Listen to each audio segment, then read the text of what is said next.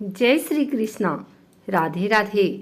आइए सुनते हैं पद्मिनी एकादशी की कथा। एकादशियों का श्रवण करते हुए अर्जुन ने भगवान श्री कृष्ण से कहा, हे प्रभु, अब आप अधिक लौल मास की शुक्ल पक्ष की एकादशी के संबंध में बताएं। इस एकादशी का नाम क्या है तथा इसके व्रत का क्या विधान है? इसमें किस देवता का पूजन किया जाता है? इसके व्रत के किस फल की प्राप्ति होती है? कृपा कर यह सब विस्तार पूर्वक बताएं। भगवान श्री कृष्ण ने कहा, हे अर्जुन, अधिक मास की एकादशी अनेक पुण्यों को देने वाली है। इसका नाम पद्मिनी है। इस एकादशी के व्रत से मनुष्य विष्णु लोक को जाता है। इस एकादशी के व्रत का विधान मैंने सर्वप्रथम नारद जी से कहा था। यह विधान अनेक पापों को नष्ट करने वाला तथा मुक्ति और भक्ति प्रदान करने वाला है।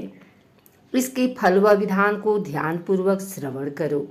दशमी वाले दिन व्रत को प्रारंभ करना चाहिए। इस दिन काशी के पात्र का किसी भी रूप में प्रयोग नहीं करना चाहिए तथा मांस, मसूर, चना, कोदो, शहद, शाक और पराया अन्न, इन सब खाद्यों का त्याग कर देना चाहिए। इस दिन हविष्य भोजन करना चाहिए और नमक नहीं खाना चाहिए। दशमी की रात्रि को भूमि पर शयन करना चाहिए और ब्रह्मचर्य पूर्वक रहना चाहिए। एकादशी के दिन प्रातः नित्य क्रिया से निवृत्त होकर दातुन करना चाहिए और 12 बार कुल्ला करके पुण्य क्षेत्र में जाकर स्नान करना चाहिए। उस समय गोबर, मृतिका, तिल, कुश, आमल की चूर्ण से विधि पूर्वक स्नान करना चाहिए। स्नान करने से पहले शरीर पर मिट्टी लगाते हुए उसी से प्रार्थना करनी चाहिए, हे मृतिके, मैं तुमको प्रणाम करता हूँ। तुम्हारे स्पर्श से मेरा शरीर पवित्र हो। सभी औषधियों से पैदा हुई और पृथ्वी को पवित्र करने वाली तुम मुझे शुद्ध करो। ब्रह्मा के थूक से पैदा होने वाली तुम मेरे शरीर को स्पर्श कर मुझे पवित्र करो। हे शंख चक्र गदाधारी देवों के देव पुंडरीकाक्ष, आप मुझे स्नान के लिए आज्ञा दीजिए। इसके बाद वरुण मंत्र को जपकर पवित्र तीर्थों के अभाव में उनका स्मरण करते हुए किसी तालाब में स्नान करना चाहिए।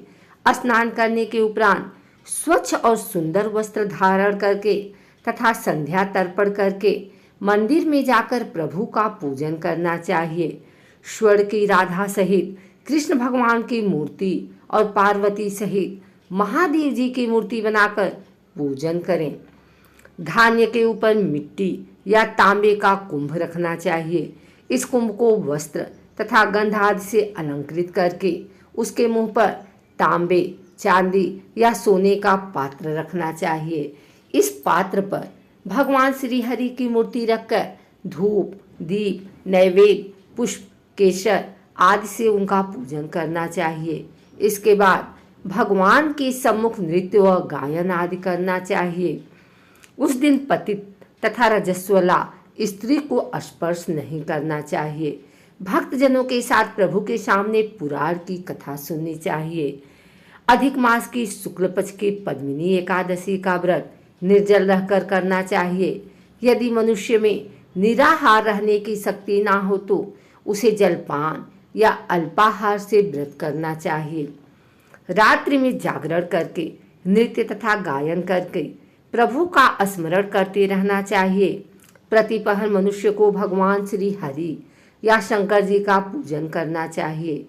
पहले पहर में भगवान को नारियल, दूसरे पहर में बिल्वपत्र व तीसरे पहर में सीताफल और चौथे पहर में सुपारी, नारंगी अर्पण करना चाहिए।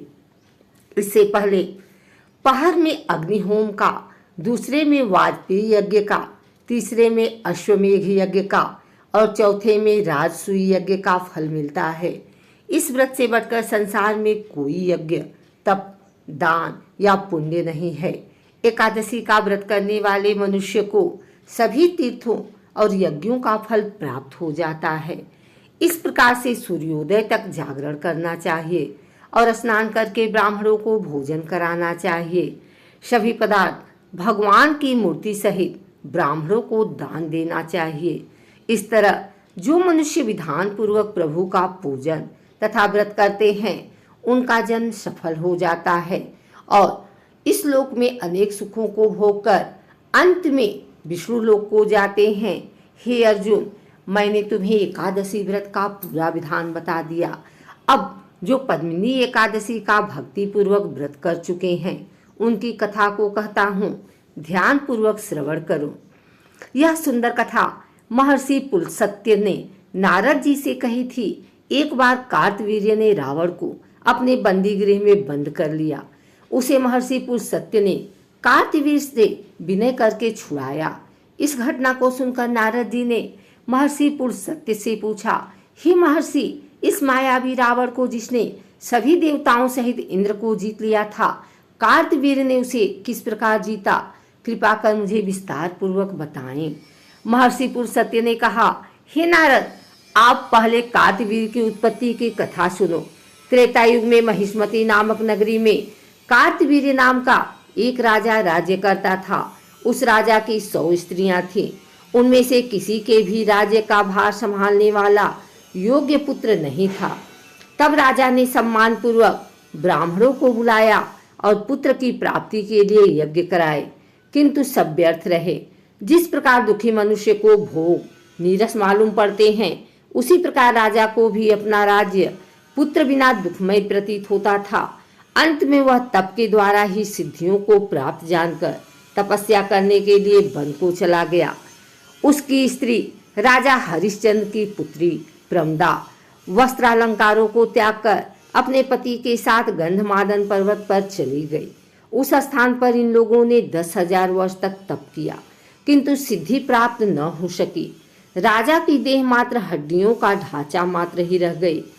यह देख प्रमदा ने श्रद्धापूर्वक महासती अनसुईया से पूछा, मेरे स्वामी को तप करते हुए 10,000 वर्ष व्यतीत हो गए हैं, किंतु अभी तक प्रभु प्रसन्न नहीं हुए हैं, जिससे मुझे पुत्र प्राप्त हो।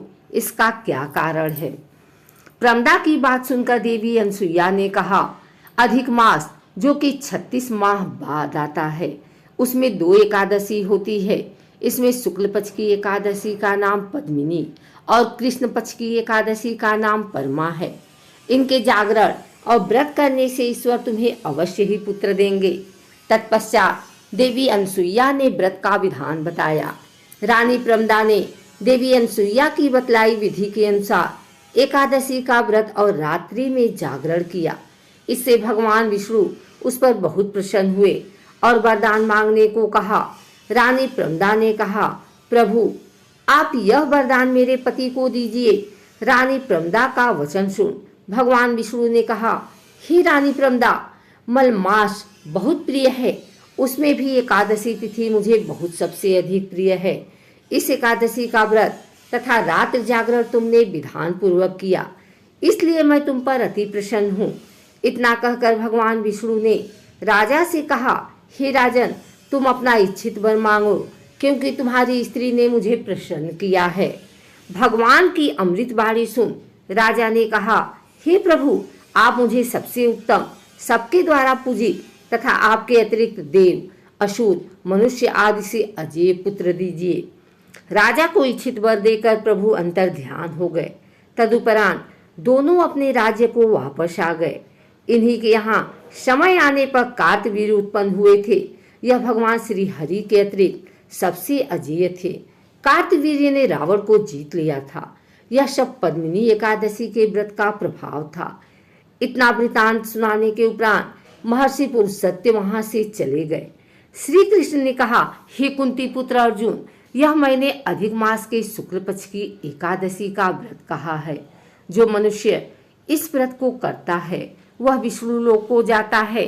सूत जी ने कहा, हे श्री श्रेष्ठो, जो आपने जानना चाहा था सो मैंने कह दिया। अब आप क्या जानना चाहते हैं? जो मनुष्य इस व्रत कथा को सुनेंगे वे स्वर्ग लोक के अधिकारी हो जाएंगे। ईश्वर सर्वतः है, वे दुष्प्राय वस्तुओं को भी देने में समर्थ है, परंतु प्रभु को प्रसन्न करके अपनी इच्छित वस्तु प्राप्त करने का मार्ग मनुष्य को जानना चाहिए। पद्मिनी एकादशी प्रभु की प्रिय तिथि है, जब तब से भी ज्यादा प्रभावशाली इसका व्रत मनुष्य को दुष्प्राप्त वस्तुओं को भी प्राप्त करा देता है।